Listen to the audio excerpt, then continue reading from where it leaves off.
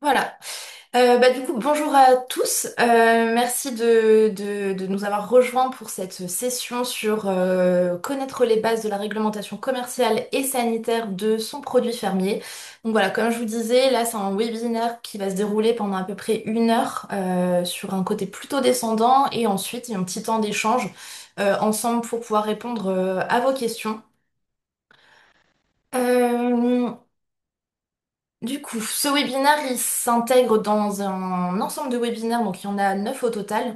Donc il y en a 4 qui se sont déjà déroulés. Là, on est sur le cinquième aujourd'hui et il y en a encore quelques-uns qui sont prévus au programme. On pourrait y revenir à la fin de la session pour vous présenter les prochaines dates. Et voilà, pour que vous puissiez les noter s'il y a des sujets qui peuvent vous intéresser.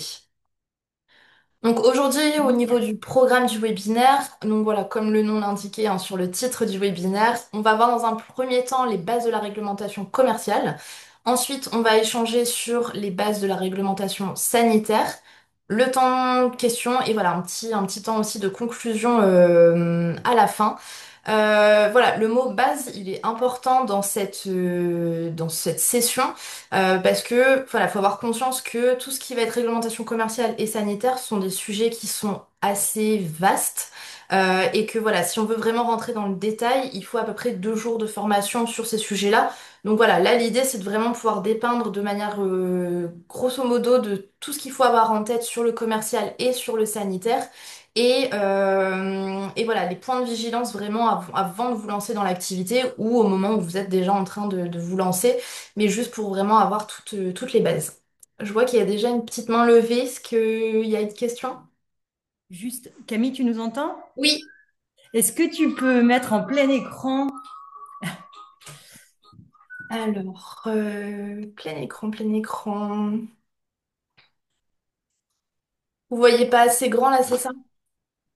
J'ai l'impression. Alors là, ça va, mais tout à l'heure, on ne voyait pas le bas de l'écran. Ah, là ça va mieux ou pas? Ou pas du tout? Non, on voit tes onglets en haut. Mais ça va, hein, globalement, mais s'il y a des choses en bas, on les verra. C'est juste qu'on les verra pas. Parce que là, du coup, je vois pas tout mon écran.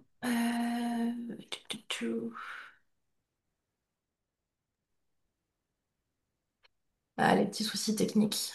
Euh, Bon, après, enfin, parce que là, vous voyez la barre noire qui est en haut, c'est ça? Ou pas? On voit tes onglets, en fait, menu, doc, webinaire, Ouais. communication. Mais s'il n'y a rien en bas, ça va aller. C'est juste que s'il y a quelque chose en bas, on le verra pas bien, mais on peut démarrer, puis on t'interpelle s'il y a quelque chose qui nous manque. Ouais, ça marche, merci. Merci. Alors, pour commencer, là je vais passer assez rapidement, mais tout ça, ça va découler en fait enfin toutes les réglementations vont découler déjà de l'activité que vous allez choisir à la base. Donc il y a 5 grandes activités, ce qui vont être soit des activités agricoles, soit des activités commerciales, artisanales, libérales ou civiles. Donc ça, il faut avoir en tête pour ensuite, après toutes les déclarations que vous allez devoir faire, dans quel cadre en gros vous allez rentrer. Donc dans les activités qui vont plus nous intéresser aujourd'hui, c'est principalement l'agricole. Donc dans les agricoles, il y a trois grands schémas. Donc soit les activités agricoles par nature, donc le fait de faire le métier d'agriculteur et donc de produire quelque chose. Donc c'est bien par contre d'avoir une maîtrise d'un cycle biologique qui soit végétal ou animal assez complet. Là, je prends comme exemple un engraisseur, par exemple, qui va faire venir un bétail pour 1 mois sur sa structure pour l'engraisser avant de le revendre. Ça ne va pas rentrer de ce fait dans une partie d'activité agricole. On sera plus dans l'activité commerciale. Donc voilà, ça, il faut juste l'avoir en tête. Dans les activités agricoles, on a également celles qu'on dit du coup par rattachement. Donc là, c'est tout ce qui va avoir un lien et être dans le prolongement donc de la ferme. Donc c'est soit la partie accueil, la partie vente ou la partie également transformation. Et dans les activités agricoles, le dernier point, c'est la détermination de la loi, enfin par la loi. Donc là, c'est tout ce qui va se rattacher aux activités équestres, marines, tous les marais salins, la méta aussi, les activités éventuellement de déneigement ou salage ou le photovoltaïsme. Ensuite, du coup, ce qui ne va pas rentrer dans ces cases purement agricoles vont être attachés donc aux activités commerciales, qu'on soit donc dans la partie achat-revente, restauration, s'il y a de la presta aussi de service. les activités artisanales, donc là on va plus être sur l'aspect uniquement donc de transformation. Et voilà, les activités libérales, c'est si éventuellement vous voulez rattacher une autre activité de si vous voulez former par exemple un public sur un certain sujet. Là, ça va rentrer plutôt dans le libéral. Et les activités civiles, donc là, c'est sur par exemple, des gîtes, c'est l'exemple que j'ai donné, la partie gîte, mais donc qui ne se rattacherait pas à la ferme. Admettons, vous êtes agriculteur et vous souhaitez à un autre endroit complètement différemment de la ferme proposer des gîtes. Là, on va pas être dans une activité agricole, mais dans une activité plutôt civile ou commerciale après, suivant les sujets. Juste pour terminer là-dessus, parce que voilà, on n'est pas sur un webinaire sur le juridique, la fiscalité ou l'urbanisme, c'est juste pour avoir en tête que donc tout ce qui est GAEC et micro-BA, le principe c'est de ne pas faire d'achat-revente. Et donc ça, il faut aussi l'avoir en tête s'il y a de l'organisation d'événements. Voilà, on n'est pas censé faire d'achat-revente sur ces structures-là, donc c'est un point quand même à avoir en tête. Sinon, pour les autres statuts, il y a une tolérance fiscale pardon, qui est fixée à 100 000 euros de chiffre d'affaires, toute taxe, d'achat-revente, et qui représenterait également 50% du chiffre d'affaires de la ferme. Donc voilà, ça c'est les deux petits points, on va dire, à avoir en tête avant de se lancer sur la suite. Petit point aussi sur les aspects TVA. Il y a différents taux suivant le produit que vous allez vendre. Donc si vous êtes sur un travail agricole, sur voilà, de la vente de boissons, des prestations équestres, etc., ou de la vente de biens et de services, là on va sur être à 20%. Si vous allez vendre des produits, faire de la restauration, de l'hébergement ou de la visite de ferme, on sera sur un 10%.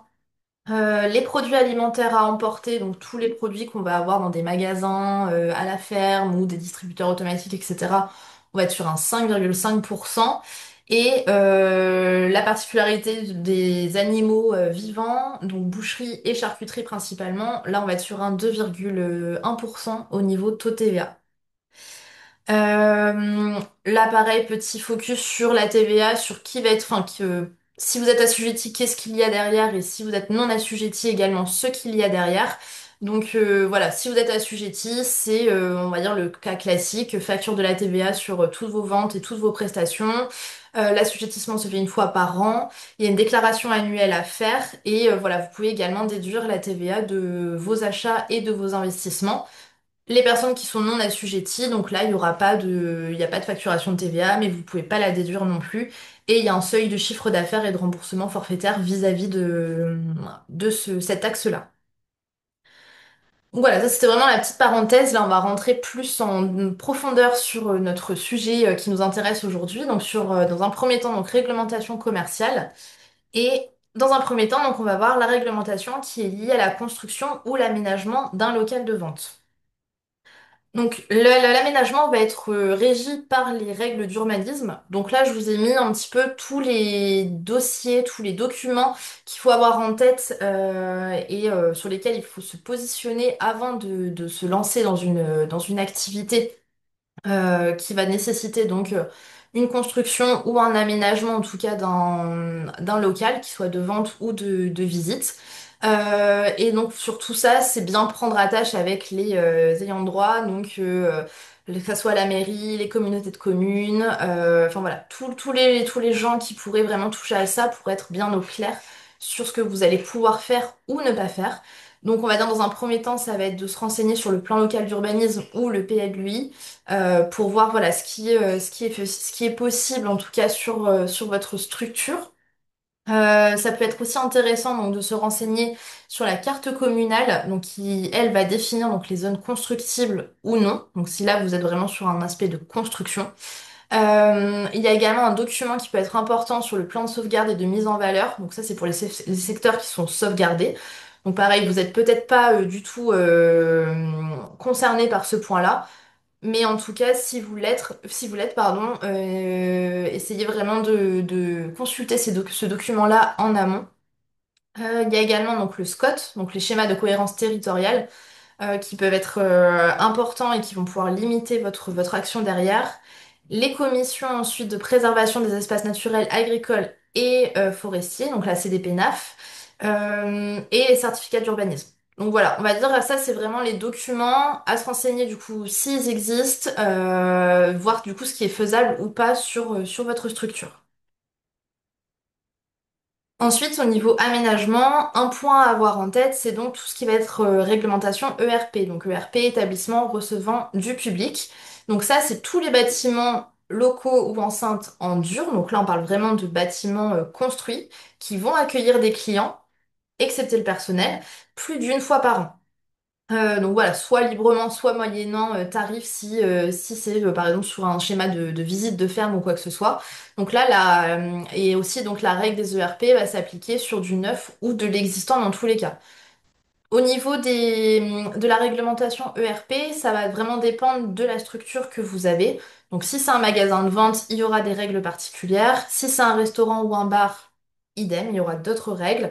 Si c'est un hôtel, résidence de tourisme, gîte, camping-car, parce que du coup avec les camping-cars, il peut y avoir une proposition de sanitaire, etc. Ça va rentrer dans ce cadre-là. Et ensuite, les salles d'exposition ou de musée, et c'est là-dedans du coup que s'insèrent les fermes pédagogiques ou de découverte. Donc voilà, ça, faut aussi aller creuser de ce fait cette réglementation-là, pour voir vraiment les réglementations suivant chaque type de structure que vous avez ou que vous souhaitez construire. Et le RP va également s'appliquer et être différenciant par rapport au nombre de personnes que vous pouvez accueillir en même temps dans ces bâtiments en dur. Donc voilà, soit vous allez rentrer dans une des catégories, donc la catégorie 1 à 5.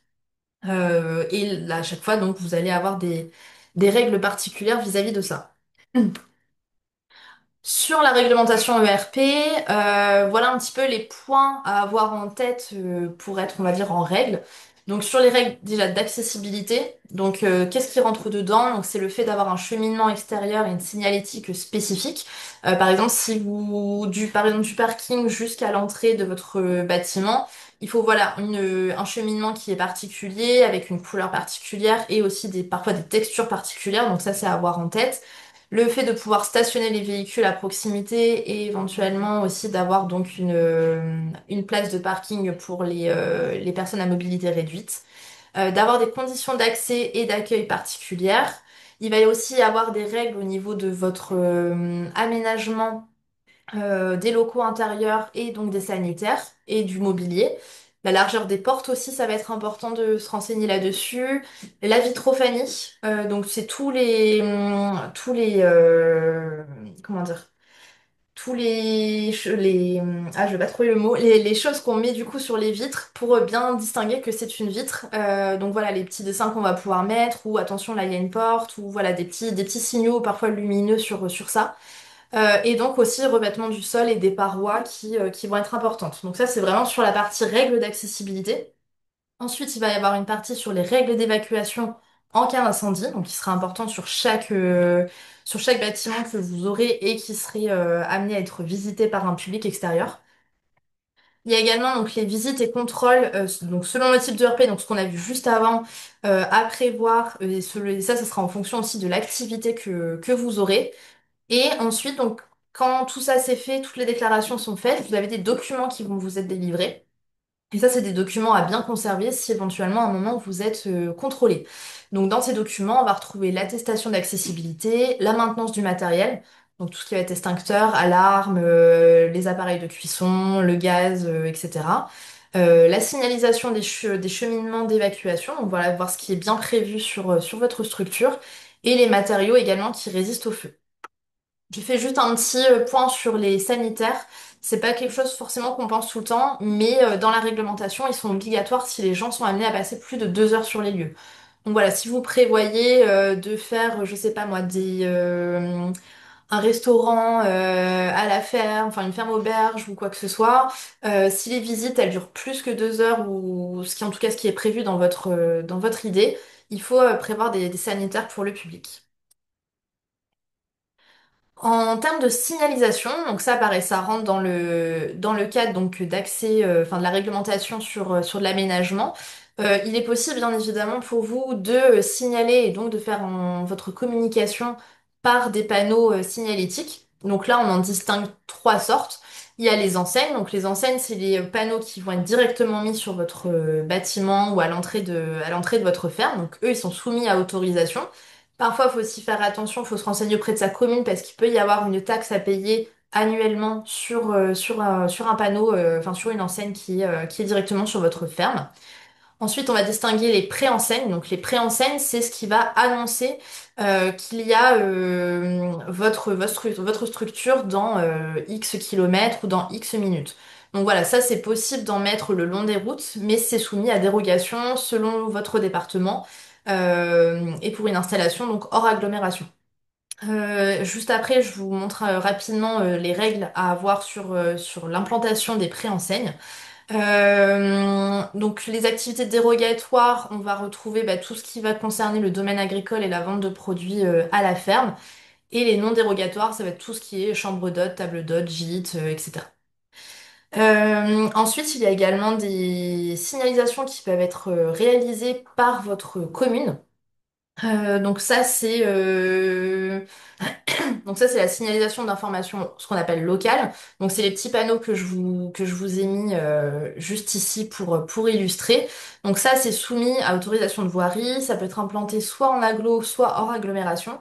Et c'est considéré comme des alternatives aux préenseignes si du coup vous rentrez pas dans les cases.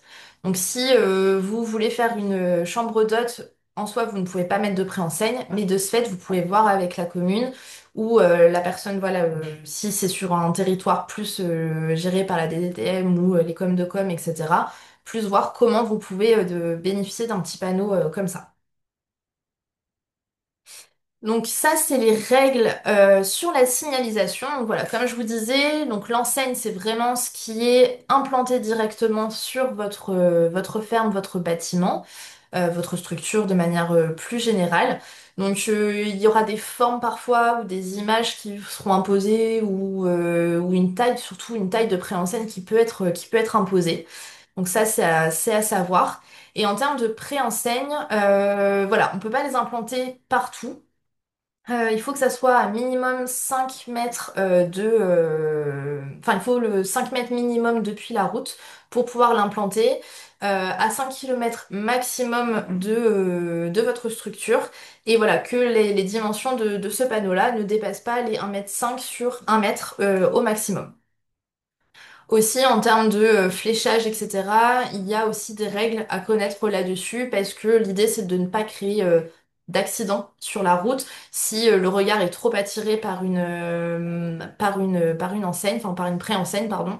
Donc voilà, ça, c'est aussi des réglementations qui existent et que vous pourrez retrouver toute la réglementation sur Internet par rapport à ça. Sur l'occupation du domaine public, donc de manière exceptionnelle, parfois vous pouvez être amené à vendre sur le domaine public et non pas sur votre ferme. Donc là-dessus, il peut y avoir trois types d'autorisation suivant votre activité. Donc ça peut être soit un permis de stationnement si vous décidez de faire une terrasse ouverte, avoir un food truck, faire de l'étalage ou faire participer en tout cas à une fête foraine. Une autre autorisation, c'est la demande du permis de voirie. Donc là, si vous voulez faire une terrasse fermée ou un kiosque, donc des choses qui sont là de manière plus longue et plus durable, on va dire, que ce qu'il y a juste au-dessus. Et après, c'est les droits de place. Donc ça, c'est si vous vendez sur des marchés ou sur des halles. Donc voilà, le droit de place, c'est vraiment propre à chaque commune. Donc chaque commune va avoir sa politique en termes de droit de place. Normalement, la réglementation les oblige à vous demander un droit de place. Juste le tarif va vraiment varier en fonction de la commune. Et donc les autorisations, elles sont personnelles, temporaires, précaires et révocables. Voilà, on n'est pas censé pouvoir se passer une de ces autorisations. Si par exemple vous avez obtenu une autorisation pour un stand sur un marché, mais que exceptionnellement ce jour-là vous pouvez pas y aller et que du coup vous dites bah tiens du coup je passe le stand à mon voisin. Voilà, ça c'est pas possible. Donc pour connaître bien toutes ces règles-là, prenez contact avec la mairie du lieu de l'événement sur lequel vous souhaitez vous installer. Donc voilà, c'était vraiment sur la partie construction et aménagement d'un local de vente. Là, on va enchaîner donc sur la partie transformation et vente de denrées alimentaires. Sur les documents commerciaux, donc là, je vous ai mis un petit peu les documents à avoir dès que vous faites de la vente de produits. Donc, dans un premier temps, il faut avoir un bon, enfin, il faut toujours avoir un bon de livraison. Donc ça, c'est vraiment la preuve légale que les marchandises qui ont été achetées ont bien été livrées et réceptionnées. Donc là, c'est l'acheteur qui en a un et le vendeur. Donc vous en gardez un et l'acheteur en a un également. C'est pour assurer une certaine traçabilité par rapport à ça. Tous les bons de livraison sont à conserver pendant 10 ans à compter de la clôture de votre vente. Donc voilà, ça peut être un peu long, mais en tout cas c'est la réglementation et voilà, faut les conserver au maximum. Après que ça soit en version papier ou numérique, ça c'est à vous de voir. Mais par contre, il faut vraiment les conserver pendant 10 ans. Et un bon de livraison, donc ça doit comporter plusieurs éléments obligatoires. Le numéro de commande ou de livraison, la liste des produits qui ont été achetés, donc avec le nom, la quantité et la description du produit, la date de la livraison et également les signatures. Donc ça, c'est pas obligatoire, mais c'est recommandé. Sur les factures, donc ça c'est l'autre document commercial qui est obligatoire. Donc ça peut faire suite à un devis ou pas. Donc ça c'est après à vous à voir comment vous fonctionnez. Et donc ça c'est renseigné principalement dans les conditions générales de vente et ça on y revient juste après. Les factures, ça va donner le détail de la prestation et des marchandises. Donc, un petit peu comme les bons de livraison, il faut remettre à chaque fois qu'est-ce qui a été acheté, le nom du produit, sa quantité, et un petit descriptif éventuellement, si nécessaire, du produit. Et ça, pareil, ça doit être conservé pendant 10 ans. Donc, comme vous le souhaitez, après de manière numérique ou papier, mais en tout cas, ça doit être conservé sur ce laps de temps-là. Sur les factures, il y a plusieurs mentions qui sont obligatoires. Donc il faut forcément la date d'émission de la facture, une numérotation spécifique, donc ça après c'est vous qui décidez de celle que vous voulez suivre, qui a un sens pour vous.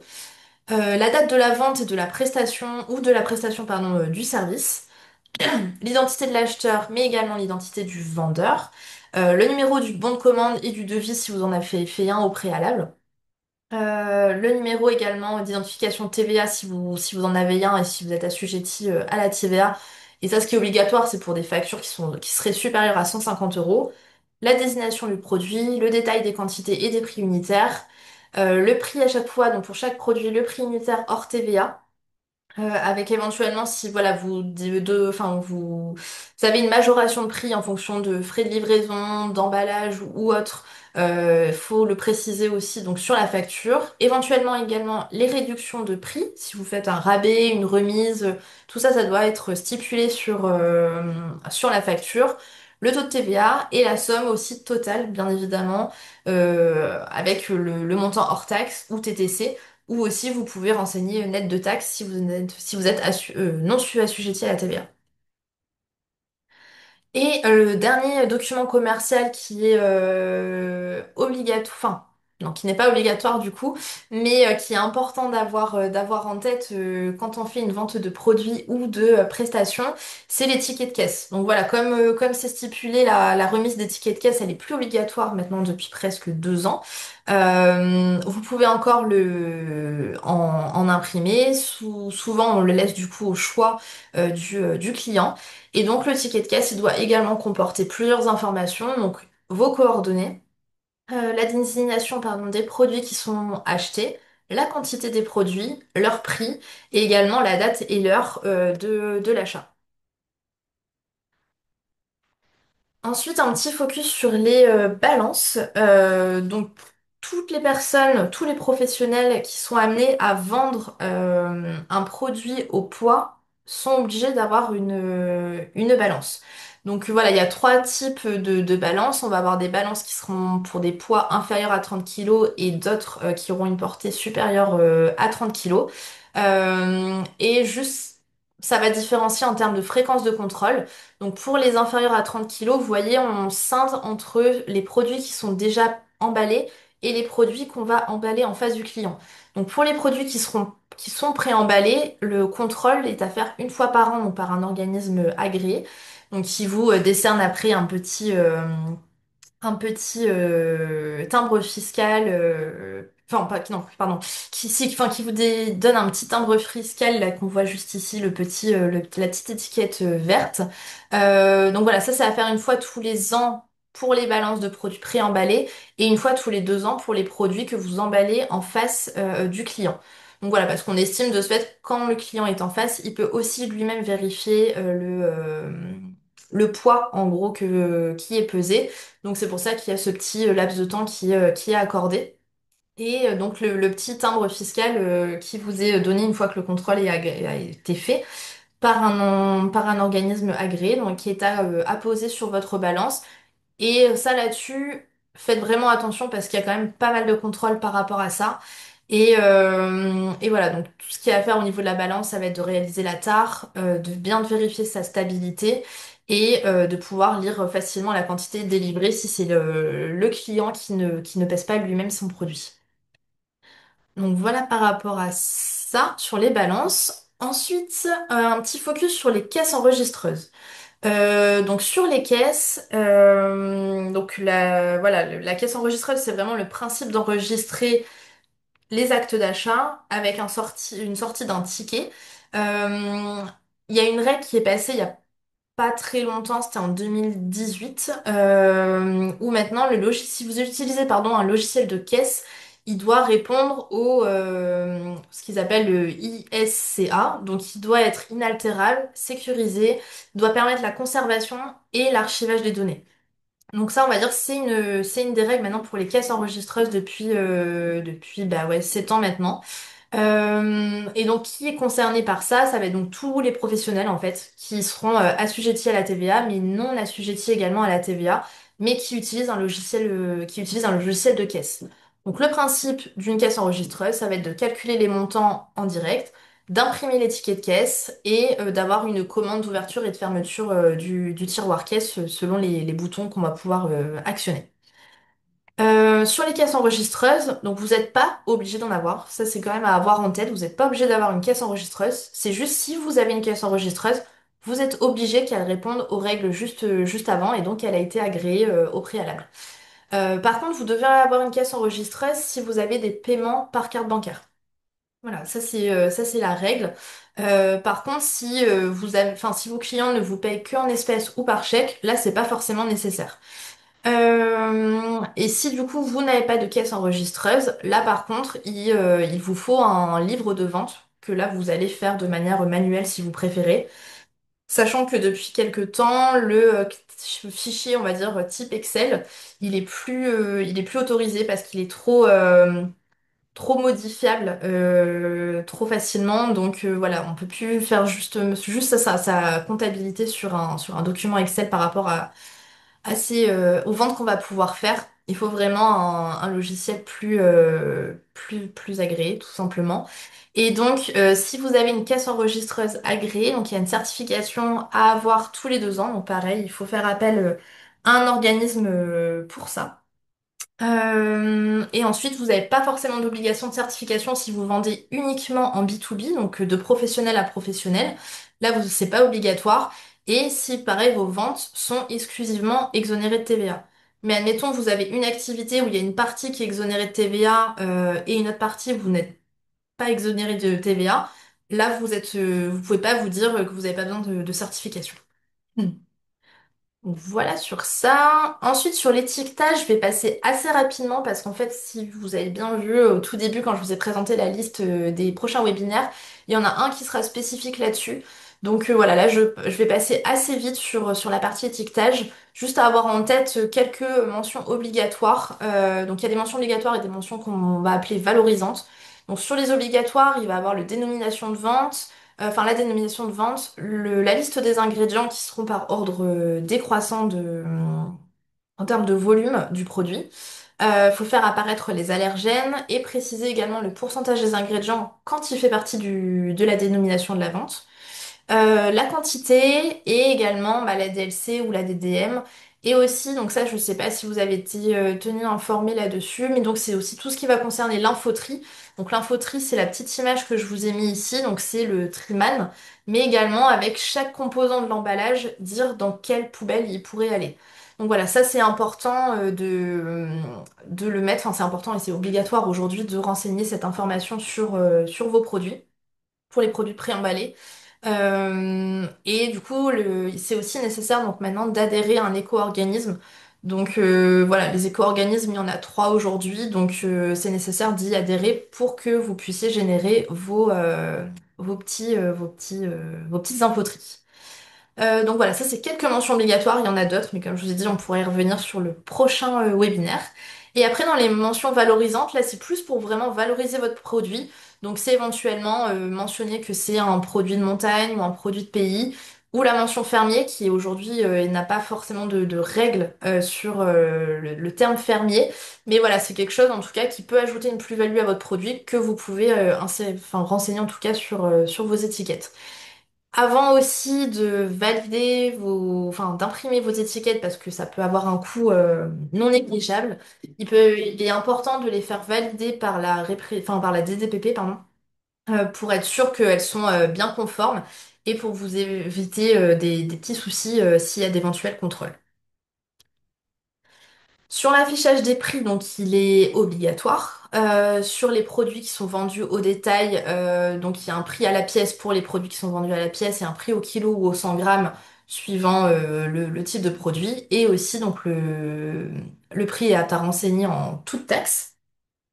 Et pour les produits préemballés vendus en libre service, donc là, à quantité variable, donc comme les viandes, sur l'emballage, donc il doit être renseigné le prix de vente, mais également le prix unitaire par kilo ou par litre en fonction du produit. Et également stipuler les mêmes informations sur une petite affichette qui serait à côté du produit mis en vente. Voilà pour l'affichage des prix. Ensuite, sur les conditions générales de vente, donc elles sont obligatoires. Donc c'est important de les avoir quelque part. Donc souvent, on va les retrouver sur les sites internet de vente en ligne, où là, il y a toujours un petit onglet conditions générales de vente.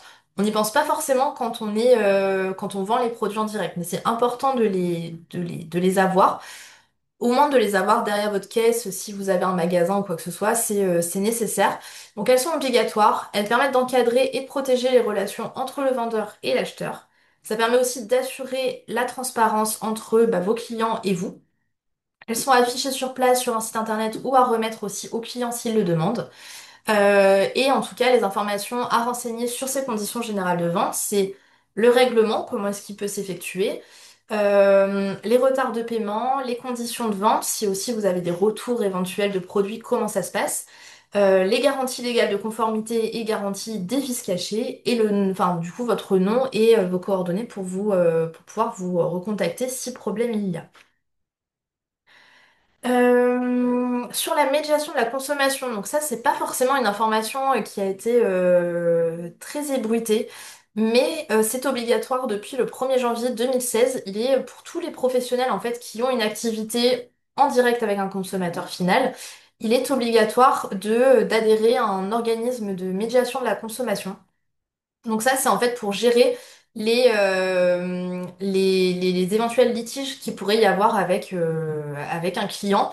Donc voilà, je vous ai mis un petit exemple sur les coûts que ça peut représenter. Donc en fait, il y a un coût à payer par an ou tous les 3 ans, ça va dépendre. Ça va dépendre après de la structure auquel vous faites appel.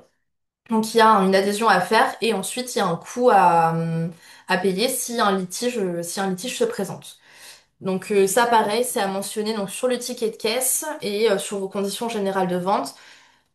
Alors voilà, moi j'ai pas beaucoup d'agriculteurs qui l'ont fait aujourd'hui, mais en tout cas ça fait partie de la réglementation, donc potentiellement il peut y avoir des contrôles derrière. Sur la réglementation commerciale, sur enfin, sur un produit en tout cas spécifique, c'est sur l'alcool.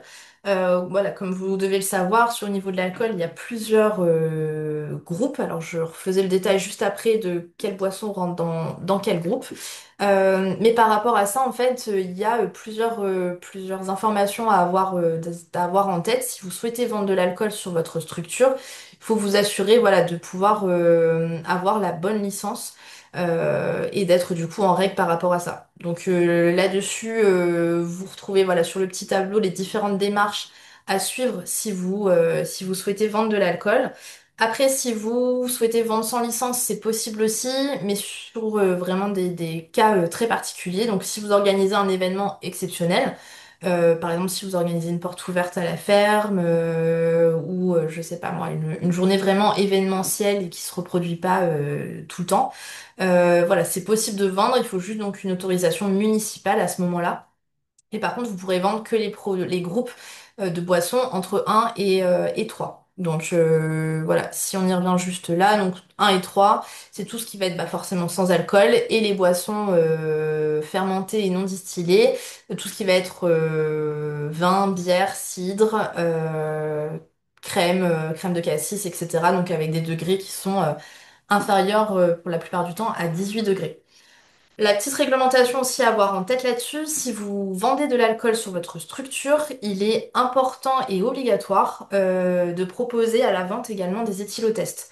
Donc ça, voilà, ça fait partie également de la réglementation, ce qui permet donc aux acheteurs de pouvoir faire un autodépistage automatique de leur taux d'alcoolémie s'ils achètent de l'alcool sur votre structure.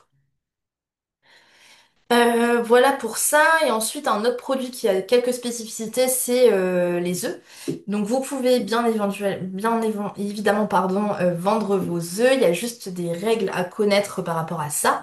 Donc, si vous vendez vos œufs directement sur la ferme, donc soit via un magasin, soit via un distributeur, mais vraiment sur l'enceinte de votre ferme, et que vous avez moins de 250 poules, ça va, en soi, il n'y a pas grand-chose à faire. Il n'y a pas beaucoup de démarches à faire. Par contre, si vous souhaitez vendre en direct toujours, mais sur un marché ou sur un magasin de producteurs, une AMAP, un drive, etc., là, par contre, il va falloir marquer vos œufs. Donc ça, c'est obligatoire maintenant. Et ensuite, par contre, si là vous vendez, après toujours si vous souhaitez vendre en direct, pardon, mais que vous avez plus de 250 poules, bah là vous rentrez dans la dernière case. Donc c'est obligé que vos œufs soient gérés par un centre d'emballage agréé. Donc après, vous pouvez bien évidemment en monter un chez vous sur votre ferme. Vous n'êtes pas obligé de passer par un centre d'emballage d'œufs extérieur. Mais par contre, voilà, ça fait partie d'une obligation et également si vous ne souhaitez pas vendre vos œufs en direct. Donc voilà sur ça. Et oui, sur la réglementation commerciale, il y a aussi donc tout l'aspect qui va découler de la suite. Donc c'est un petit peu à avoir en tête. Ensuite, suivant le type de produit, il y aura des réglementations différentes. Donc, le produit, si il provient d'un élevage ou d'une culture, on va pas avoir les mêmes choses et les mêmes réglementations qui vont s'appliquer derrière. Si vous commercialisez directement la production primaire sans transformation, voilà, il y a moins de règles. Par contre, si vous passez par une phase de transformation, donc soit là, ça se distingue en transformation de produits végétaux, soit de transformation de produits animaux. Et c'est là où la réglementation est un peu plus coriace, on va dire.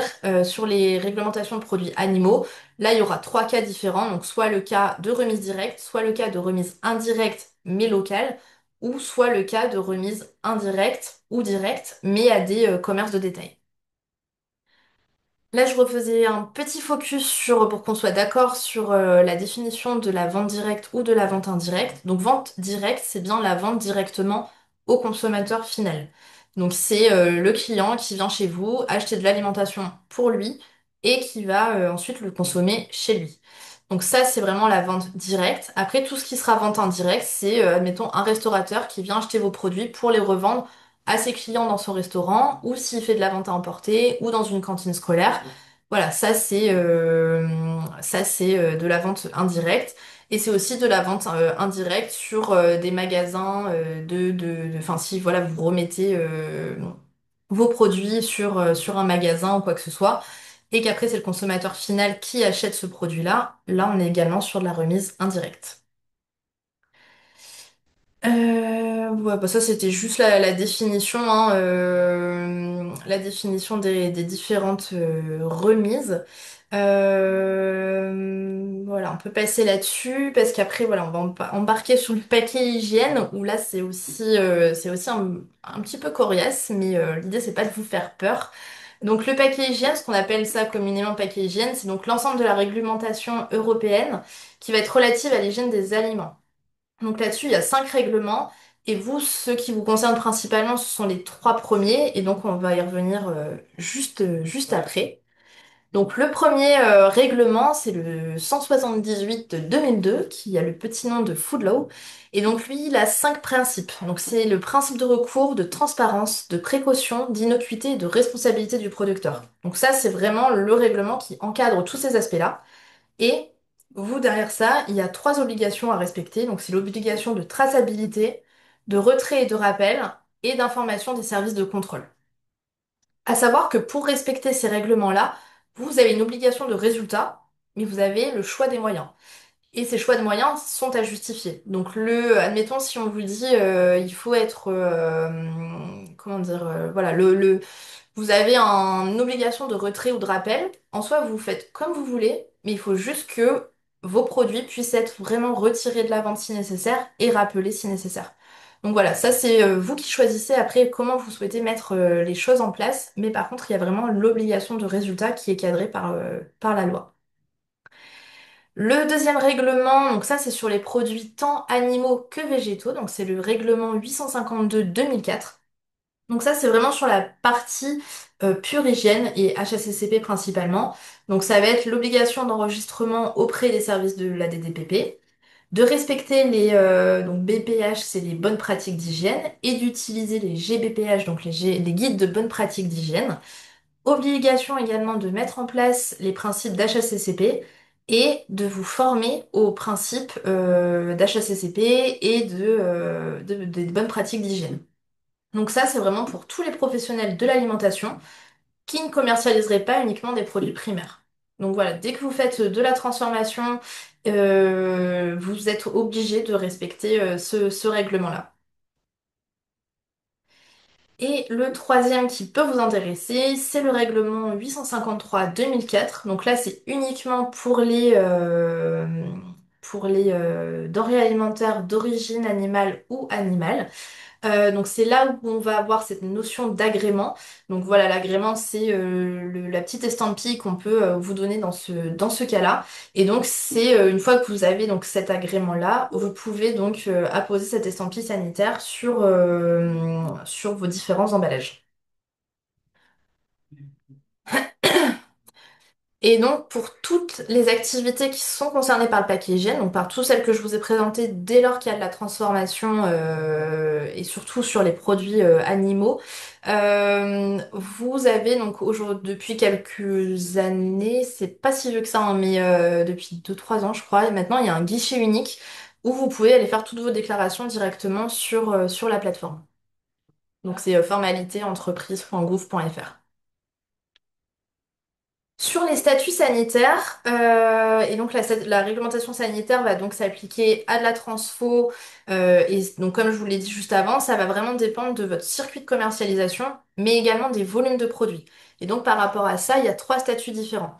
À savoir que là, là on va plus vraiment voir la partie denrée végétale parce qu'aujourd'hui, elle n'est pas soumise pardon, à à une notion de statut sanitaire quelconque.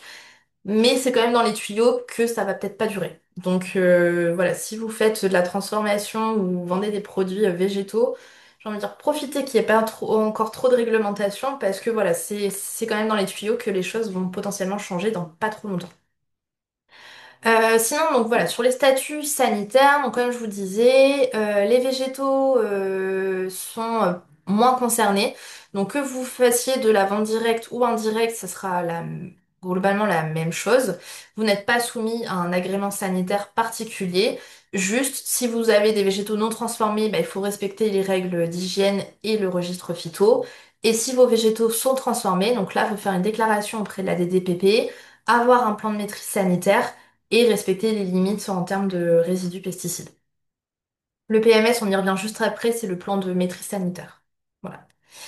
Sur la partie animale, c'est là où ça se complexifie un petit peu. Ça va vraiment dépendre voilà, de votre lieu de vente. Donc si tous vos produits d'origine animale enfin vos produits animaux ou d'origine animale sont vendus directement aux consommateurs, là, vous n'avez pas besoin d'agrément sanitaire. Donc là, vous avez voilà, vous n'êtes pas embêté par ça, on va dire.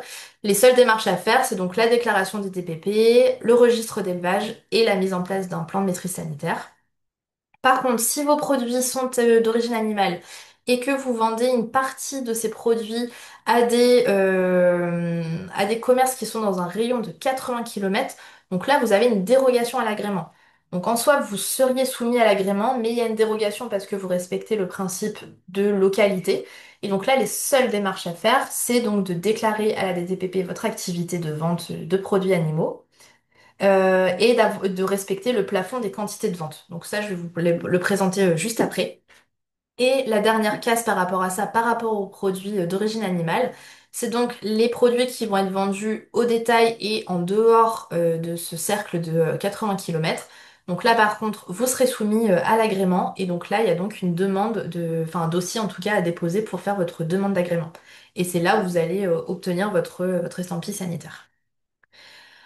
Voilà un petit peu les différentes limites dont je vous parlais juste avant. Je vais pas rentrer dans le détail de tous.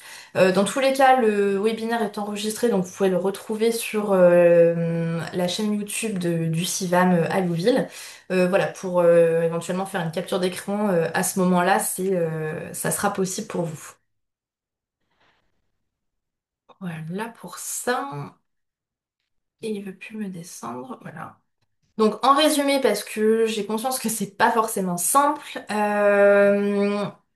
en gros vous n'avez pas besoin d'agrément sanitaire et donc pas besoin de monter un dossier d'agrément sanitaire si vous vendez des denrées d'origine végétale, que ce soit en remis direct ou indirect, et pour la vente de denrées animales ou d'origine animale en direct pour le coup. Donc voilà vraiment pour la vente directe.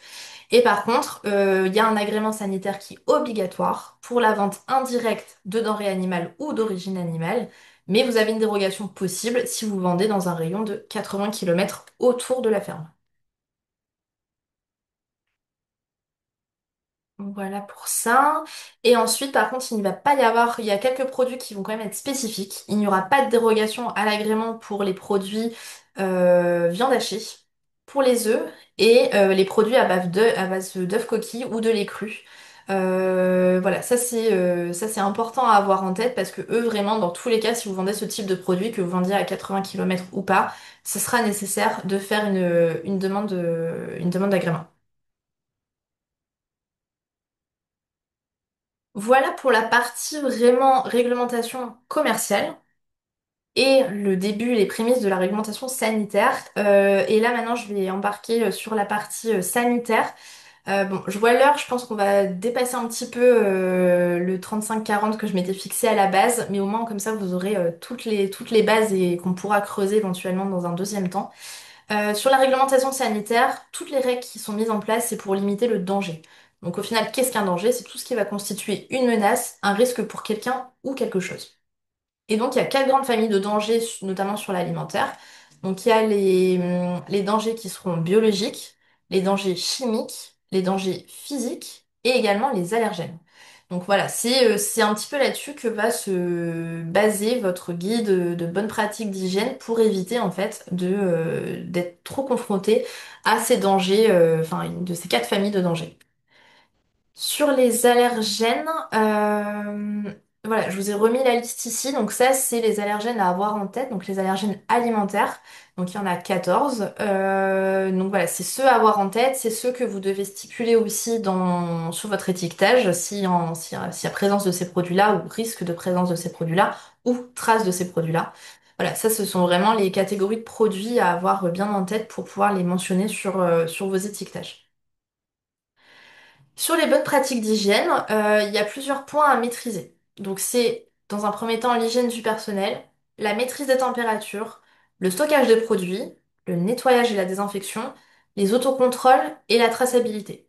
Donc ces différents points-là, c'est ça qui va pouvoir après constituer votre PMS, donc votre plan de maîtrise sanitaire que vous aurez rédigé et qui sera disponible et mis à disposition dans vos centres, que ce soit de transformation, mais également de vente.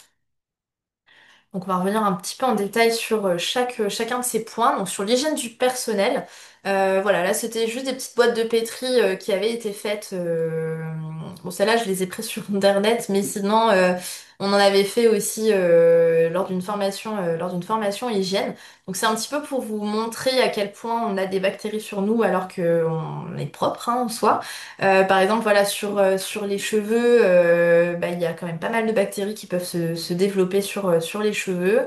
Sur les billets de banque, voilà, c'est quand même non négligeable le nombre de bactéries qui peut se retrouver sur un billet de banque. Donc c'est en ça aussi où si vous gérez la préparation des produits et la vente en même temps, il est hyper important de pouvoir avoir une règle d'hygiène entre le fait de toucher le billet de banque et le fait de retoucher votre produit alimentaire derrière.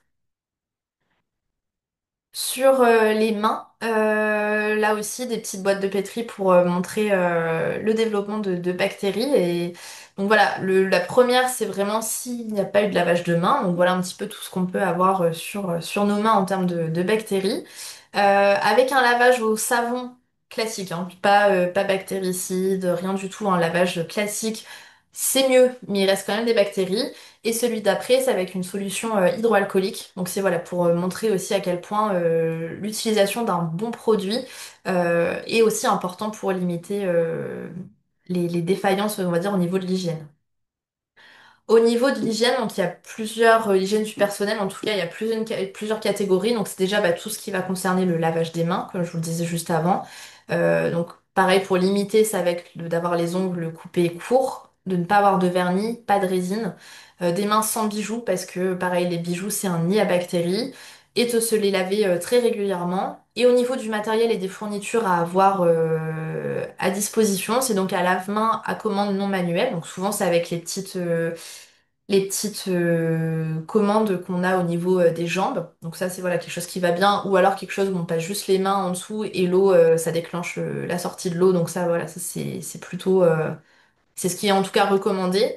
Un distributeur de savon bactéricide, pareil, si on peut ne pas toucher le distributeur de savon pour récupérer le savon, c'est encore mieux. Un distributeur de papier à usage unique et des poubelles à pédales et avec couvercle également.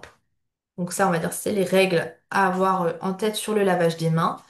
Sur l'hygiène du personnel, après en termes de tenue, quand il y a de la transformation, voilà, c'est un petit peu la tenue qui est exigée.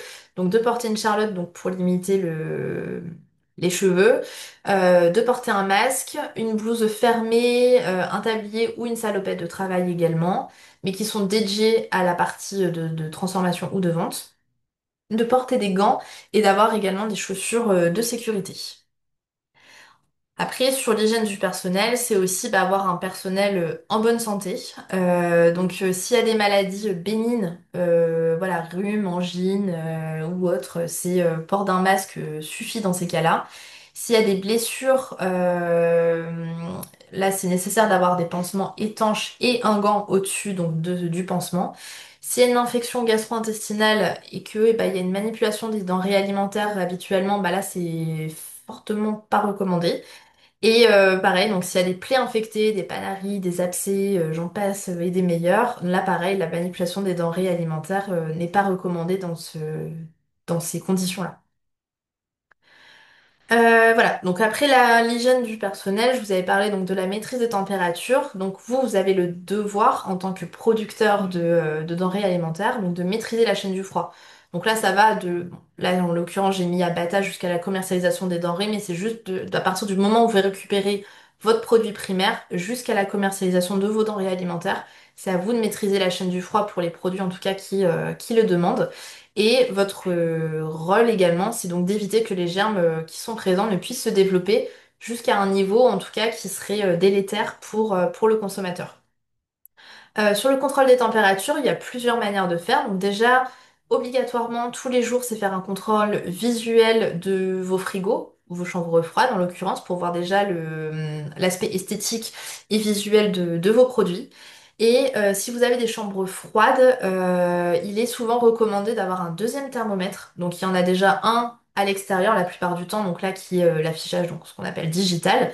Et c'est nécessaire également d'en avoir un à l'intérieur, là plus, enfin pas forcément digital, de ce fait un thermomètre on va dire plus classique, pour voir du coup si les températures sont, enfin coïncident en tout cas entre les deux affichages.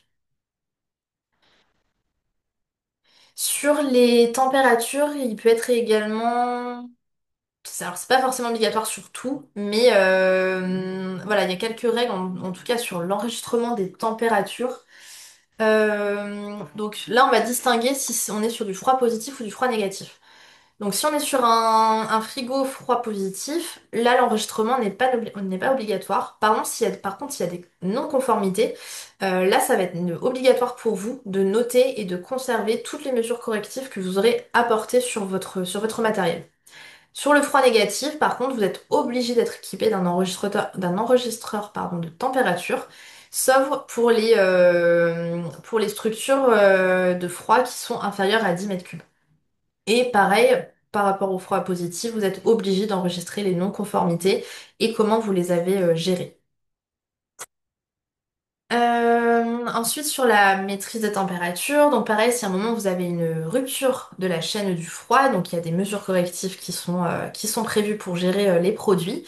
Donc là, déjà, il faut dans un premier temps vérifier la température à cœur de vos produits. Et si votre température à cœur ne dépasse pas plus de 2 degrés à la température maximum qui reste tolérable pour votre produit, vous pouvez les transférer dans une autre enceinte pour qu'elles se refroidissent rapidement. Donc voilà, là, si vous êtes inférieur à ces 2 degrés de gap, en gros, vous pouvez quand même consommer, enfin, vendre vos produits, mais par contre, il faut les refroidir tout de suite dans une nouvelle enceinte qui, elle, est fonctionnelle. Et si, bah, au-delà, si vous avez dépassé ces fameux 2 degrés, le produit devra être détruit ou utilisé pour d'autres fabrications, mais qui vont nécessiter des moyens de cuisson qui vont permettre d'assainir le produit. Sur le froid, pour terminer là-dessus, si vous transportez vos produits dans un véhicule frigo, donc il est nécessaire de le faire agréer également, donc par un centre qui s'appelle le Sémafroid, et qui vous permet du coup d'obtenir l'accord sur le transport des denrées périssables, donc l'ATP. Et donc l'ATP, c'est les petites vignettes que vous voyez en bas à droite, donc les bleus. Et donc ça, quand vous les obtenez, il faut les apposer de ce fait sur votre véhicule. Ensuite, on a le stockage des produits. Donc ça, pareil, ça fait partie d'un des paragraphes de votre plan de maîtrise sanitaire. Le stockage des produits va être très important et pareil, il y a des règles à suivre là-dessus. Donc il faudra toujours séparer les matières premières de vos produits transformés, les produits crus des produits cuits, le porc avec couenne des autres viandes, les volailles, pareil, des autres viandes, les abats également. Les légumes terreux des autres produits alimentaires, n'importe lesquels. Les œufs coquilles, idem, on les sépare des autres produits. Les produits conditionnés, on ne les mélange pas avec les produits qui sont sans emballage. Et les cartons, pareil, on les sépare des produits qui sont sans emballage. Euh, donc ça, c'est voilà, c'est différentes catégories de produits et donc ceux-là, on va pas forcément. Enfin, il y a aussi des règles par rapport à leur stockage. Donc on va pouvoir soit les mettre dans des enceintes séparées, donc des chambres froides ou des armoires froides qui seront distinctes, ou alors dans la même chambre froide, mais dans des zones séparées au sein d'une même enceinte. Et donc là, par contre, il va vraiment falloir décrire comment vous assurez en gros que les produits soient bien séparés. Donc là, soit en les mettant en les emballant dans des films ou dans des boîtes avec des couvercles fermés et toujours avec un produit. Enfin, les boîtes devront être faites à partir d'un matériau qui est OK avec l'alimentaire.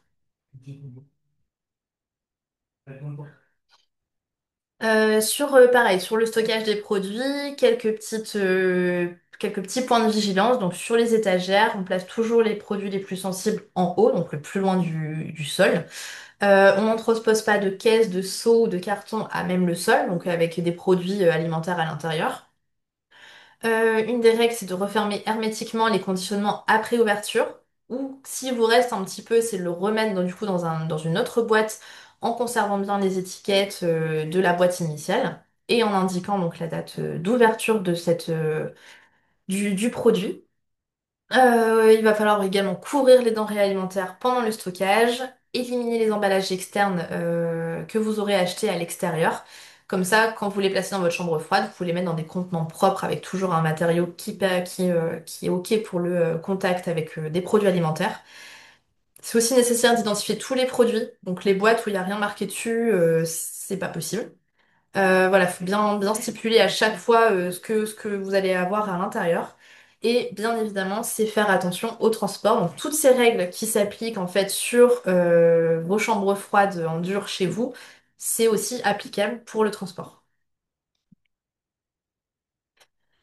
Autre onglet, c'est sur tout ce qui va être nettoyage et désinfection. Donc ça, c'est un autre paragraphe donc, de votre plan de maîtrise sanitaire. Faut utiliser du matériel adéquat. Donc là, bon, j'ai plus mis ce qui n'était pas conseillé, voire interdit. Donc on n'utilise pas de serpillère non lavable, on n'utilise pas d'éponge, on n'utilise pas de produits non agréés au contact alimentaire, on n'utilise pas de torchon, d'éponge inox, de balai en poil de coco ou avec un manche en bois. On va par contre utiliser des lavettes qui sont lavables, des raclettes, des franges plates microfibres, des brosses. Voilà, tout ça, c'est des choses qui sont autorisées. Mais par contre, tout ce qui est stipulé là sur la Diapo, donc on n'utilise pas.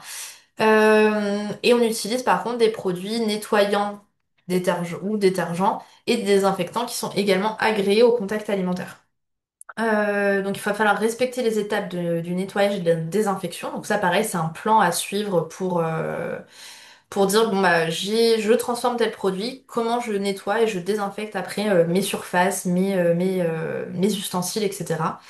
Les produits d'entretien doivent être stockés dans un endroit qui est isolé et fermé, bien à l'écart des produits alimentaires. Et donc il y a donc ce fameux plan de nettoyage et de désinfection à établir. Donc là c'est quels locaux sont nettoyés, quels équipements, quel est le niveau d'hygiène requis suivant quel produit on va mettre dessus, quel produit on va transformer, quel produit du coup on va vouloir nettoyer derrière. À quelle fréquence, les méthodes, les produits qu'on va utiliser, le matériel qu'on va utiliser et qui le fait. Donc voilà, ça c'est ce plan de nettoyage et désinfection. Donc il faut stipuler tout ça. Et ça c'est à mettre du coup dans votre plan de maîtrise sanitaire. En termes de discours, juste nettoyage, voilà, c'est pour tout ce qui va être physique. Et désinfection, c'est pour tout ce qui va être microbiologique, pour qu'à la fin on puisse obtenir une surface qui est visuellement propre et microbiologiquement saine. Donc voilà sur ça. Un des autres points du PMS, c'est donc les autocontrôles. Donc le principe des autocontrôles, c'est de garantir la sécurité des aliments et donc de s'assurer que la denrée est propre à la consommation. Donc ça, c'est des contrôles que vous pouvez faire de chez vous directement et de relever en tout cas les mentions qui sont nécessaires. Donc quand vous recevez des matières premières, c'est bien de revérifier leur température à cœur, l'état de fraîcheur, leur conditionnement, la date aussi de limite de la consommation qui a posé dessus pour voir si tout est OK, de contrôler donc les températures par un relevé de température, de vérifier le plan de nettoyage et désinfection. Donc ça c'est sur le plan juste avant. C'est vous hein, de temps en temps, c'est refaire un point sur une fois que vous avez nettoyé vos surfaces, désinfecté, etc. Faire un test avec des laves gélosées ou des écouvillons ou voilà du matériel en tout cas propre à ça pour vérifier que c'est toujours OK. Donc ça c'est vraiment pour vérifier votre efficacité de votre plan de nettoyage. Et après, donc, il y a la partie microbiologique, donc avec bien respecter les critères de sécurité et les critères d'hygiène des procédés. Et donc ça, c'est des analyses microbiologiques qui sont effectuées donc, par des laboratoires. Et le dernier point sur ça, c'est donc la traçabilité. Ça, c'est la dernière règle du plan de maîtrise sanitaire. Donc, c'est assurer une traçabilité sur vos produits. Donc, c'est répondre à la question quoi. Donc, quelle denrée alimentaire va être mis dans vos produits finaux. Donc, qu'elles viennent de votre ferme ou de l'extérieur. Donc, ça, c'est important de le stipuler. Quand est-ce qu'on fait de la traçabilité? Bah, c'est vraiment tout au long de la chaîne que dès de la production, donc de la récupération de votre matière première, et même parfois en amont sur aussi des techniques de culture ou d'élevage, etc., jusqu'à la distribution et à la vente de votre produit. Pourquoi est-ce que c'est nécessaire? Donc ça va être essentiel pour un des points, si vous vous rappelez sur un des règlements, vous avez une obligation de retrait et de rappel. Donc voilà, ça c'est une de vos obligations. Donc grâce à la traçabilité, ce retrait et ce rappel sont faits de manière plus évidente et plus facilitante. Et comment? Donc c'est en identifiant les produits. Donc pour chaque produit, on doit identifier les fournisseurs, tracer les produits fabriqués, identifier les clients et mettre ces informations-là à disposition facilement. Et petit focus donc sur le retrait et le rappel. Donc la différence entre retrait et rappel, c'est donc le retrait, c'est quand le produit n'a pas encore quitté votre ferme. Donc ça relève vraiment de votre responsabilité. Et là vous vous dites bah ce produit-là il ne peut pas être vendu, donc en fait je le retire de la vente. Donc voilà, ça c'est un des premiers points. Le rappel, c'est une fois que le produit est mis en vente et que vous vous êtes rendu compte qu'en fait il y avait un souci d'hygiène, là c'est comment est-ce qu'on va faire du coup pour le rappeler.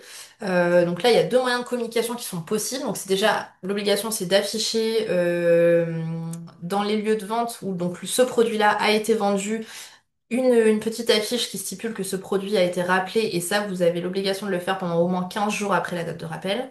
et éventuellement prévenir la presse locale si vous en jugez, en tout cas, si vous jugez que c'est nécessaire, en tout cas à ce moment-là, sur la dangerosité de ce produit-là. Un dernier point et après je vous laisse la parole, sur donc la gestion des déchets. Donc ça pareil, c'est une obligation de votre côté. Donc là, il va y avoir des déchets d'origine animale qui répondent à plusieurs catégories. Donc soit la catégorie 1, la 2, la 3. Je vous laisserai revoir en détail les différents produits qu'on met dans ces catégories-là. Et donc vous avez l'obligation donc de stocker ces produits jusqu'à ce qu'ils soient enlevés par des entreprises qui sont agréées. Donc voilà, c'est du stockage dans de bonnes conditions, du froid, du stockage hermétique, etc. pour éviter des maladies ou l'arrivée d'animaux qui pourraient causer d'autres dégâts derrière. Et de bien conserver les factures, les bons d'enlèvement, les bordereaux de suivi des déchets pour assurer, pareil, toujours le même principe, pour assurer la traçabilité de tout ça. Donc ça, c'était pour les animaux. Et ensuite, on a vraiment les déchets plutôt végétaux. Et là, on distingue entre les biodéchets et les huiles alimentaires, où pareil, du coup, il y a des réglementations qui sont spécifiques vis-à-vis de ça. Euh, ou voilà, en tout cas, tout ce qui va être sur les huiles alimentaires, là, c'est une obligation de les stocker dans des fûts qui sont particuliers et qui soient collectés donc par des entreprises spécialisées. Donc là, pareil, c'est à vous de prendre attache avec ces entreprises spécialisées pour qu'elles puissent venir récupérer les déchets. Et concernant les biodéchets, donc ils ne doivent pas être intégrés dans une filière d'incinération ou d'enfouissement. Et par contre, ils peuvent être revalorisés par compostage ou éventuellement, enfin, que ça soit individuel ou collectif. Et là, j'ai deux dernières diapos sur les choses à avoir en tête. Alors, je sais que ça fait déjà beaucoup en tête, mais après, entre guillemets, on a fini. C'est voilà, les différentes démarches administratives qu'il faut avoir en tête quand vous faites de la vente de produits, mais également quand vous faites de l'accueil. C'est donc bien de refaire le point sur les assurances que vous avez. Vous avez trois obligations d'assurance. C'est donc d'avoir une assurance qui vous couvre sur la partie intoxication alimentaire. Donc si vous avez un moment une défaillance d'un frigo, contamination croisée, un problème au niveau du transport, enfin voilà, tout ça peut être pris en charge du coup par les assurances, mais il faut juste bien penser à y adhérer avant. Euh, la responsabilité civile qui va englober toutes vos activités de vente directe mais également d'accueil. Et parfois, voilà, si vous allez faire un marché ou si vous faites une ferme ouverte ou des choses comme ça, il peut y avoir des spécificités particulières. Donc n'hésitez pas quand vous êtes présent sur un événement qui sort de l'ordinaire pour vous, c'est bien de reprendre attache avec votre assurance pour savoir si vous êtes bien couvert également sur cet événement-là. Et l'autre assurance, c'est forcément sur toute la partie perte et vol de vos produits, de votre matériel, etc. Autre démarche administrative à avoir en tête, c'est tout ce qui va être déclaration SACEM. Donc ça, c'est pour les droits d'auteur concernant les titres musicaux. Donc si vous organisez un événement chez vous ou si vous avez un magasin où vous diffusez de la musique, pardon, vous êtes censé payer des droits d'auteur sur le site de la SACEM. Donc les coûts varient en fonction de si voilà, c'est juste de la musique d'ambiance dans un magasin ou si c'est vraiment l'élément central, on va dire, de votre événement. Voilà, ce sera pas les mêmes montants entre l'organisation d'un concert et je diffuse toute la journée un CD enfin, dans mon magasin, quoi. Donc voilà, ça c'est à avoir en tête. Et également, du coup, l'autre démarche administrative, c'est donc les déclarations droit à l'image. Si vous êtes amené à prendre des photos de vos clients, si vous les voulez les voir de face, il faut bien leur demander le droit à l'image, que ce soit sur un document qui est signé et que vous conservez. Après, par contre, si vous les prenez de dos ou si vous prenez certaines parties d'eux, par exemple, juste une photo de main ou quoi que ce soit, là, vous n'avez pas l'obligation de demander le droit à l'image. Et dernier point, donc c'est sur les formations. Donc pour vendre vos produits en direct, il y a des formations qui sont obligatoires et vous en doutez bien, c'est surtout lié à l'hygiène. Donc si vous vendez des produits d'origine animale, donc là la formation à suivre c'est celle qui est sur les bonnes pratiques d'hygiène et l'HACCP. Si vous transformez des produits carnés ou végétaux, donc là c'est la même, c'est bonnes pratiques d'hygiène et HACCP. Si vous souhaitez faire de la restauration ou de l'accueil, là idem, c'est sur les bonnes pratiques d'hygiène, mais pour le coup en restauration commerciale. Et après, si vous faites de l'élevage, donc là c'est le certificat de capacité d'autorisation pour la détention d'animaux qui sont non domestiques et donc voués à l'élevage. Une formation sur le bien-être animal et la biosécurité, donc ça c'est pour les élevages de porcs et de volailles. Et également, vous avez besoin d'une formation si vous souhaitez transporter des animaux vivants sur un rayon au-delà de 65 km autour de votre ferme. La dernière formation, c'est si vous êtes amené à faire de l'abattage en abattoir agréé. Donc là, il y a une formation pour les opérateurs en protection animale, de responsables de protection animale en abattoir et inspection ante et post-mortem. Et j'ai fini.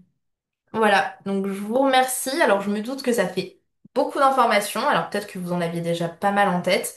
Voilà, comme je vous dis, là c'est assez condensé, c'est en 1 heure, donc ça fait certainement beaucoup d'informations pour vous.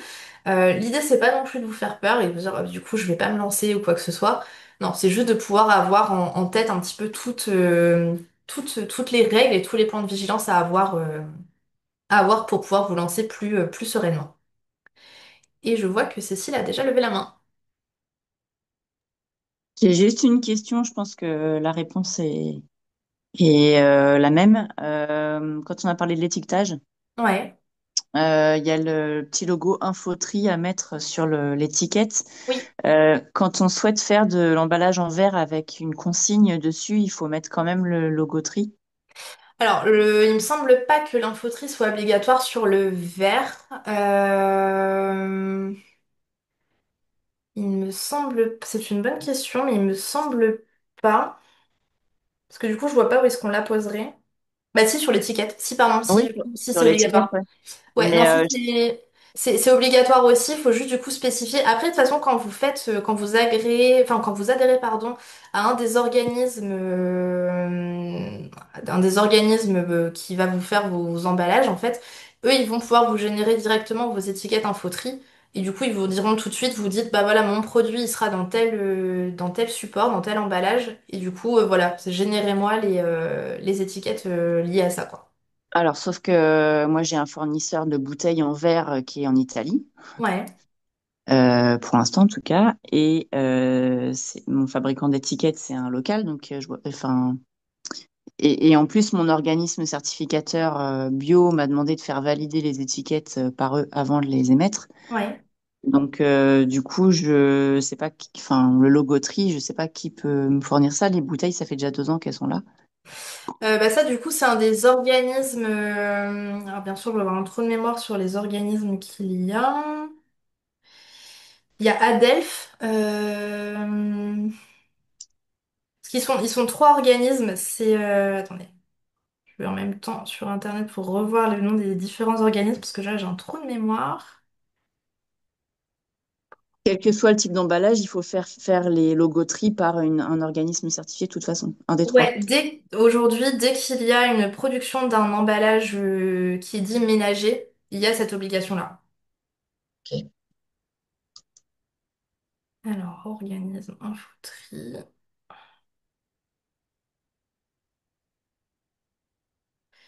Ouais, donc c'est soit Adelph, Citeo, et le dernier, ça commençait par un L, je vais pas le retrouver. L'écho. L'éco, Ouais, je peux vous les mettre dans le chat. c'est Leko ou... Ouais, c'est ça. Donc, Ok, soit c'est bon, ça m'est- l'écho, Citeo ou Adelph. Ok, merci beaucoup. Pas de souci. Est-ce qu'il y a d'autres questions? Ou je vous ai tous perdus en cours de route?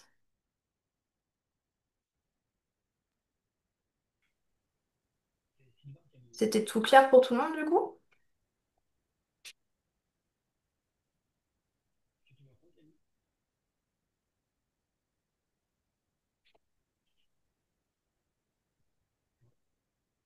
Bah ça a l'air. N'hésitez pas après, hein. Si vous avez encore des questions, il n'y a pas de souci, on est encore ensemble pour 10 minutes pour pouvoir répondre à toutes vos questions. En attendant, voilà, je vous diffuse le programme des prochains webinaires. S'il y en a qui peuvent vous intéresser. Donc le 1er juillet, ce sera sur la thématique études de marché. Donc voilà, comment se lancer sereinement, on va dire, dans son activité et comment du coup réaliser une étude de marché et de faire les produits qui sont à plus ou moins attendus de ce fait par le client.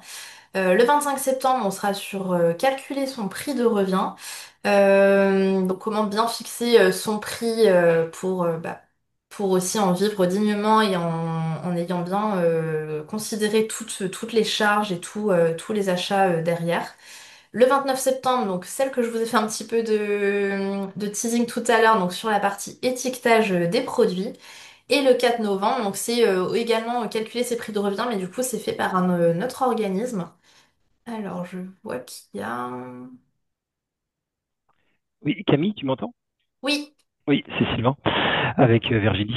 oui. Tu vas nous envoyer bien évidemment cette présentation, je suppose. Alors déjà, elle sera visible en replay sur la page YouTube et Ouais, je vais revoir si on peut bien vous l'envoyer par mail, il y aurait pas de souci, quoi. ça serait ouais, utile parce qu'effectivement, on n'a pas forcément pris toutes les notes. Et Ah j'avais bon? posé, et j'avais posé aussi la question concernant celle qui était passée précédemment. Alors, j'avais envoyé un message par Facebook, par Messenger, et j'avais eu une réponse et la personne devait revenir et j'ai pas eu de réponse par rapport au précédent webinaire. Donc, s'il était Oui, possible aussi. oui, sur Facebook, oui, oui, c'était Oui, Annabelle qui devait revenir vers vous. ouais, ouais, ouais, Ouais, je vais voir ça du coup si on peut bien vous en envoyer même temps. les Ouais, supports. ce serait sympa. Ouais. Merci, Je me le note. merci bien. Alors, du coup, je reprends le chat parce que j'ai vu qu'il y avait des petites questions. Du coup, pour s'inscrire au prochain webinaire, moi, je vais vous renvoyer. Alors, vous pouvez aller aussi. Ah bah voilà, elle a trouvé. Mais sinon, voilà, quand vous allez sur le site du CIVAM, si ça intéresse d'autres personnes, vous avez le programme de tous les prochains webinaires et vous pouvez vous inscrire directement dessus. Donc, sur le même principe que là où vous êtes inscrit pour aujourd'hui, vous remplissez un petit Google Form. Et nous, comme ça, on reçoit toutes les demandes pour assister au webinaire et puis on vous envoie un mail, comme aujourd'hui, avec le lien de connexion.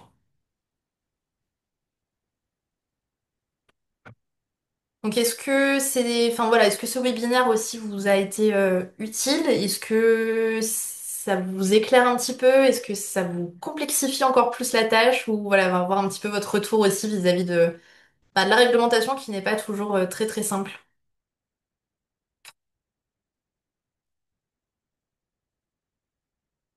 Alors, je sais pas qui veut prendre la parole.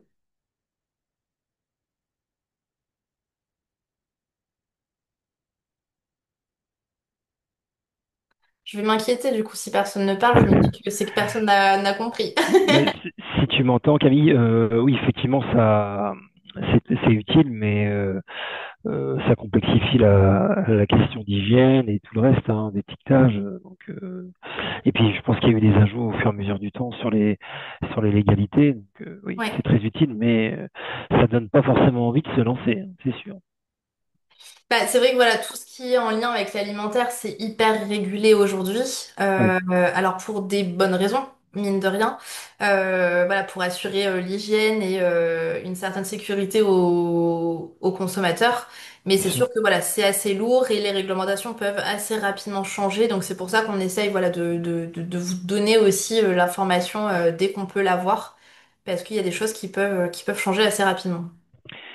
Alors, en revanche, alors forcément, la présentation est très intéressante, mais c'est vrai que t'es allé très vite. Et alors, je sais que notre temps est tous précieux, mais il faudrait peut-être le faire d'une autre façon, peut-être le faire en interactif, tu vois, tout en présentant, discuter, parce que je pense que tout à chacun doit avoir des questions au fil de l'eau, et ça aurait pu être intéressant de le faire dans ce sens. Alors, c'est vrai que sur 1 heure et demie, c'est ténu, hein, mais ouais, je pense que c'est peut-être à voir en termes de tempo, ou peut-être faire quelque chose de plus court, je sais pas, mais en plus là, c'est vrai que c'était un document législatif, enfin, également, il y a pas mal de choses, il y a pas mal comment je dirais, oui, de choses à mettre en place. Donc, effectivement, ça peut être long, mais bon, peut-être revoir le dimensionnement du webinaire peut-être qu'on puisse être un peu plus moins à l'écoute et plus dans l'échange peut-être. Bah, après, là, c'est vraiment un webinaire en fait pour vous donner toutes Oui, les billes. Et c'est en ça où, voilà, dans la présentation, je disais que ça serait descendant parce que mm, c'est pas forcément le format. Voilà le plus qui permet en tout cas de vraiment échanger, mais par contre ensuite ça c'est plus un format de formation, parce que ces sujets-là ensuite voilà vous avez tous aussi des produits différents, des idées de produits finaux différents, et donc vous allez chacun avoir vos questions. Donc voilà, ça c'est ouais, vraiment on va dire les bases de la réglementation, et ensuite si on peut tout à fait creuser, c'est après en formation derrière où là on a vraiment le temps d'échanger avec vous sur, enfin déjà pour que ça soit un peu plus buvable, on oui, va pas tout vous donner en 1 heure et bah, bon courage avec ça pour la digestion. c'est Non, clair. c'est vraiment d'être, surtout là juste après manger, déjà c'est peut-être compliqué, mais voilà l'idée c'était vraiment de vous dire, enfin vous donner tous les points de vigilance à avoir en tête pour pouvoir bah, faire les choses on va dire correctement au niveau de la réglementation. Et après, il y a aussi donc des sessions de formation qui sont proposées vraiment sur cet aspect de réglementation, d'aspect sanitaire, des formations hygiène, pour vraiment se reposer sur tout ça, y aller plus doucement et vraiment aussi s'adapter à votre produit, quoi. Oui, c'est un peu ce que disait, ce que mettait Oriane en chat, mais très intéressant et efficace. Ce serait top d'avoir le diapo. Moi, je suis complètement d'accord pour pouvoir y revenir facilement en fonction de nos besoins. Toi, tu as un ordinateur, tu as tout ce qu'il faut en main et c'est pas mal ça. Ouais, Ça marche. Bah, je vois ce que je peux faire pour le Japo alors. super. Merci. Est-ce qu'il y a d'autres questions, d'autres retours éventuellement?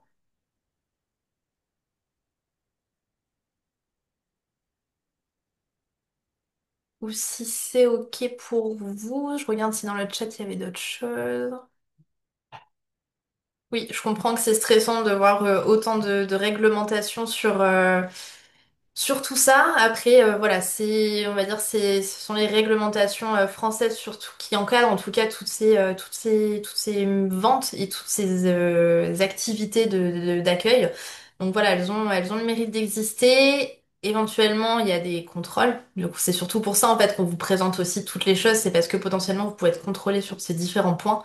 Et voilà, ça serait dommage pour nous de pas vous avoir donné l'information en amont. Donc voilà, faut. Là, c'est sûr que ça fait beaucoup. Il faudra laisser décanter un petit peu ça et puis faire les choses au fur et à mesure aussi pour vous, quoi. Et s'il y a plus de questions, bah, enfin voilà, je vous laisse une dernière minute. Il est bientôt 15 heures. Une dernière minute pour poser éventuellement vos questions et puis bah, sinon je vous donne rendez-vous aux prochaines sessions. Eh bien, en tout cas, un grand merci Camille. Bah de rien, j'espère vous avoir un petit peu donné du grain à moudre. C'est le cas. Mais dormez bien quand même, hein, quand même. Bon, bah, je pense qu'il n'y a plus de questions. Bah, du coup, je vous remercie de votre participation à ce webinaire. Et puis, bah, du coup, je vous souhaite une bonne journée. Puis, je vous dis bah, au prochain alors. Merci. Bonne journée. Bonne journée à vous. Au revoir. Au revoir. Merci. Bonne journée à tous et à toutes.